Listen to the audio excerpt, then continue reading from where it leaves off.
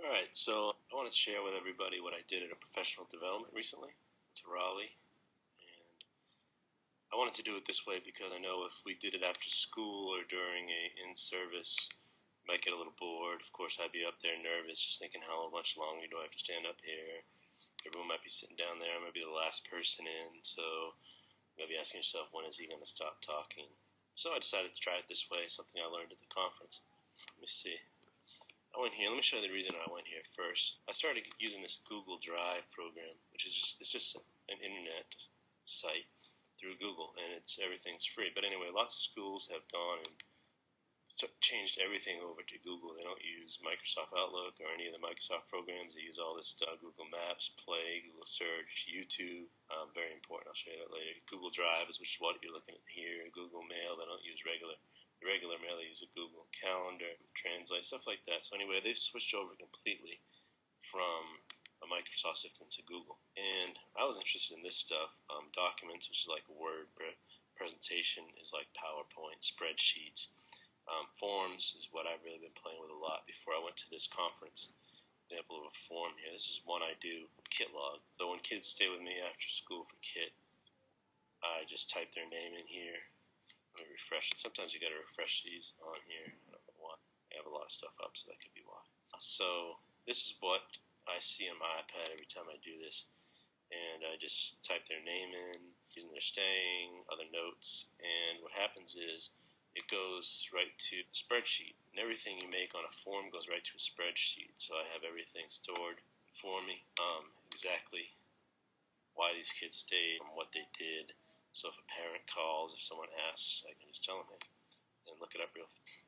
So I really had fun doing that. I started making things, and I have tons of stuff I made, but then I started making tests on it. So an example of a test here real quick. This test I gave to all my classes, and I gave them 6 multiple choice questions first. And once they press continue there, it goes on to the next one to 6 blank questions. And the amazing thing about that is it sends that to a spreadsheet as well. It records all their answers in a spreadsheet. You can see multiple choice, fill in the blank, and then you use this program up here called Flubaroo, and it grades them all for you. I was able to grade each test, see what each one they had wrong. You can color code stuff too once you get a little more advanced with it, but I wasn't quite advanced yet.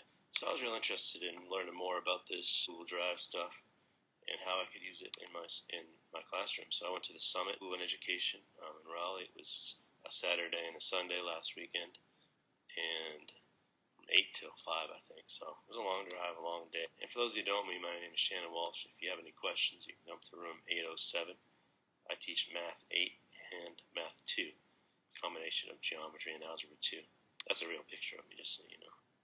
The school that the Google conference was at is this private school, K through 12, called Ravencroft. Very nice school. Anyway, we had all these sessions. These are the ones I signed up with.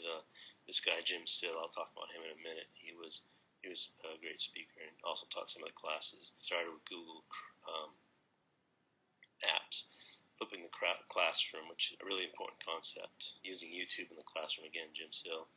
He really showed me that you can use YouTube. Flipped professional development. That's what I'm doing right now. I got this free program from these guys. Actually, they gave it to me for free. It's called Snagit, and that's making this presentation. So day 2, not as good, but still some good stuff. If you're in graduate school, what you can do with Google Docs and research program, I can show you that. It's really amazing. It can make your life a lot easier. Anyway, that was the schedule. Jim Still really caught my attention at the beginning with this video, which I'm going to bring up for you right now. So if you look up this recording on your own, the whole thing, there's some really off-color stuff you may want to ask me about first, but I'll show you a short clip that he showed us that's really funny. Look at this coffee foam. Now look at this pretentious tome. Now look at this garden gnome. I'm freaking Michelangelo. Fireworks in the sky, a super close-up of my eye. Now a selfie looking cute in the same room where I... So anyway, you can see some of the ridiculous ways we use technology, but it's true. This is fun too, but of course this is one of the earliest YouTube videos to go crazy. Of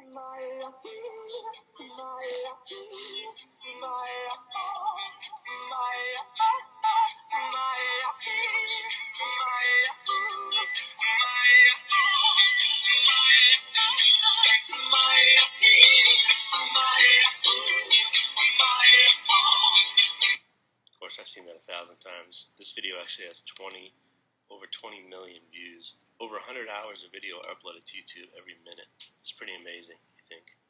They told us there, I can't remember the exact statistic, but it was something like the amount of YouTube video that has been uploaded is more than all the network stations combined that broadcast since they didn't exist. It's a lot of information up there.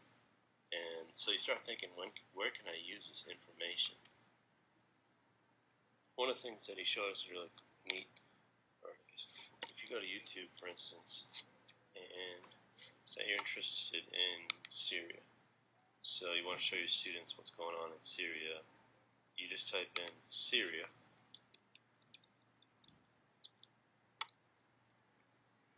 the comma, and then today.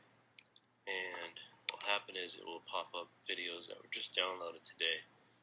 And this one I already looked at, so it's nothing bad, but it just shows that somebody risked whatever to show pictures of what the refugee camp is like from all the Syrians that were forced out of Syria.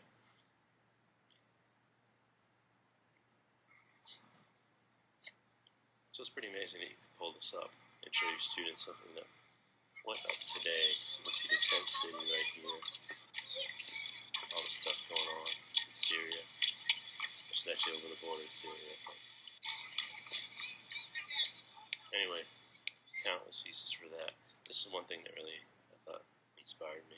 But imagine if you had this in your classroom, introducing poetry to your class. So you show them this commercial. You've probably seen it before. It's a few years old. Pioneers. Oh, pioneers. Come, my tan-faced children. Follow well in order. Get your weapons ready. Have you your pistols? Have you your sharp-edged axes, pioneers, oh pioneers? For we cannot tarry here. We must march, my darlings.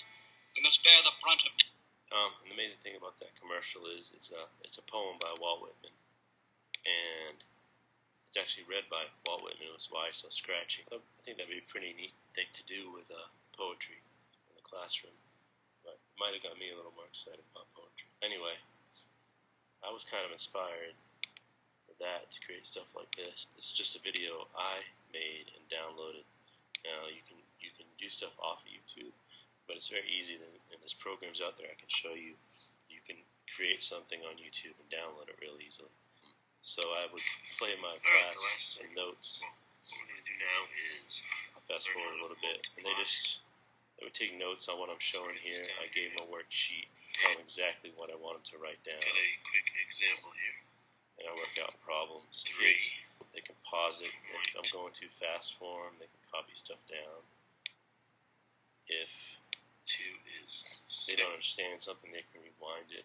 YouTube is blocked, as most of you know right now on our Wi-Fi. I'm trying to get that, but there's a way around it. You can use, I made these links right here from another program. It takes a little extra time, a little extra work. Say they do this, they watch it, take the notes, and they can do some problems and submit that. And depending on whether they get it right or wrong, they can go to different places, watch different videos. It worked really well. I used it in my classroom. In my Math 2 class, what I want to do is make some videos like this, along with some content off of YouTube, and have them watch it at home, take the notes, and come back, and we'll be ready to go from there. I'll be ready to take questions for them, have them do work. That's called flipping the classroom, part of flipping the classroom anyway. So, some really neat stuff, I think. So that's where I'm headed. Mostly getting ready for next year when our students hopefully have all tablets.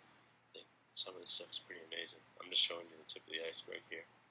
So I don't want to take up too much time. Of course, you can use this stuff in PE as well. I unloaded this for some of our PE teachers who always want to ask me, how does this stuff help me? Just get them doing some You're lyrics gonna for work them. that body up, piano. Got to shout it out. Other side. Anyway, what I'm going to do, post these so everyone can see them. And underneath my name, I'm going to put a little URL that I can click on that and just bring you to a form. You just click that you watch this video. You don't have to put your name there, so I want to know who did what. I don't see how many people actually do watch it. So click on your name, press submit, and I appreciate it. Thanks for watching my video.